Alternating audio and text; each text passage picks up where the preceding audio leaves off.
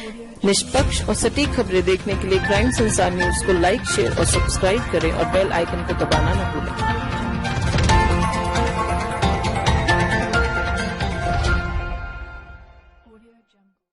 कांग्रेस सांसद राहुल गांधी की भारत जोड़ो यात्रा पर बीजेपी तो हमले बोल ही रही है। अब सीपीएम ने भी इस पर निशाना साधना शुरू कर दिया। केरल से होकर गुजर रही राहुल गांधी की पद यात्रा पर तंज कसते हुए सीपीएम ने सवाल उठाया है कि अगर राहुल गांधी को बीजेपी आरएसएस से लड़ना है तो केरल में इतनी लंबी यात्रा का क्या मतलब। हालांकि कांग्रेस ने भी इसे लेकर पलटवार कर दिया। सीपीएम ने राहुल गांधी का एक कार्टून ट्वीट किया जिस पर लिखा है, भारत जोड़ो या सीट जोड़ो।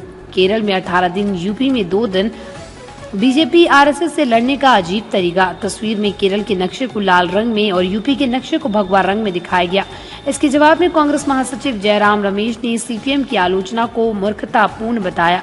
जयराम नरेश ने नसीहत देते हुए कहा कि सीपीएम को होमवर्क करना चाहिए कि यात्रा की योजना किस तरह बनाई गई।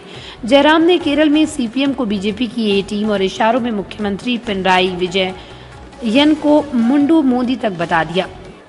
केरल में धोती जैसे परिधान को मुंडू कहते हैं। कई राजनीतिक समीक्षक सीएम विजयन की स्टाइल की तुलना पीएम मोदी से करते हुए उन्हें मुंडू पहना हुआ मोदी कहते हैं।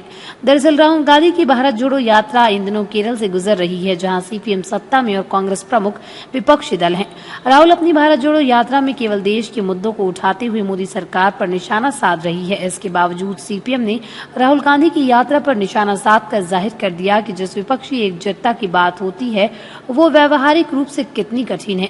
एक दिन पहले ही राहुल गांधी की पदयात्रा में रात्रि पड़ाव के लिए निर्धारित जगह की इजाजत प्रशासन ने रद्द कर दी थी। हालांकि कांग्रेस ने चुपचाप जगह में बदलाव कर लिया और विवाद से बचने के लिए इसे मुद्दा बनाने से परहेज किया था।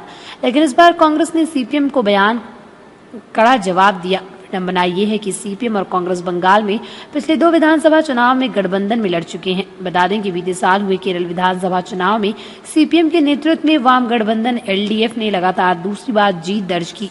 वहीं पिछले लोकसभा चुनाव में यहाँ की 20 सीटों में से कांग्रेस के नेतृत्व वाले यूडीएफ को 18 सीटें मिली। राहुल गांधी खुद भी केरल के वायनाड से ही सांसद है। भारत जोड़ो यात्रा के बहाने सीपीएम का कांग्रेस पर हमला केरल में लोकसभा की 20 सीटों को ध्यान में रखते हुए किया गया। केरल में बीजेपी बड़ी राजनीतिक ताकत नहीं है, लेकिन कांग्रेस और सीपीएम की बयानबाजी से सवाल तो उठता ही है कि मोदी के मुकाबले के लिए जा रही विपक्षी एकजुटता की बड़ी बड़ी बातें क्या केवल बातें ही रह जाएंगी।